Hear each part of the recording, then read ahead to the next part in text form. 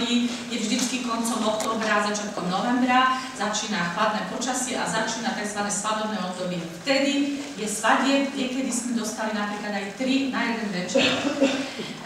Tých pozvánok bolo stále viac, každá bola iná, ja som si ich zbierala a geniálnu myšlienku dostal môj manžel, ktorý povedal: Ježiš, to je super krásna výstava.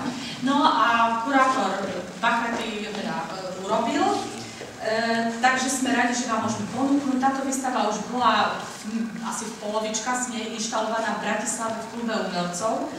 A sme radi, že ja osobne som rada, ako lokál patriotka, mnohí viete, že som sa tu narodila a stále sa trochu Piešťankov cítim, takže som rada, že prvé to môžem ponúknuť Piešťanom, ale máme ponuky z Brna, z Viedne, zo Žiliny, všetci chcú tú výstavu, lebo je unikátna. Unikátna je preto, že ako tu nám povedal, veľmi, vy sú určite sociológ, mám pocit, alebo psychológ. Ale to je blízko k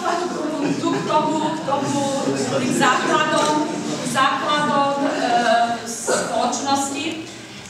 Fakt je jeden, že svadba v Indii je to, čo možno bolo kedysi aj niečo podobné u nás.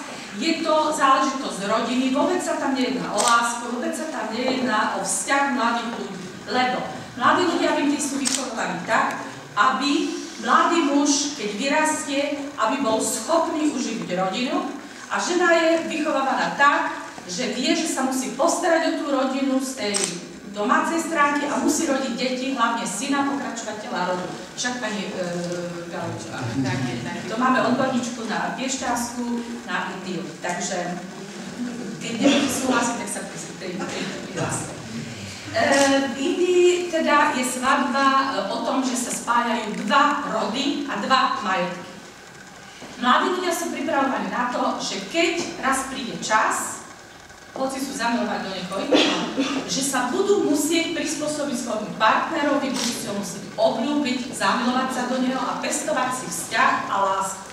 Ja myslím, to je to, čo chýba na Slovensku a preto je aj asi ten rozpad rodiny, ale to už je trošku mimo.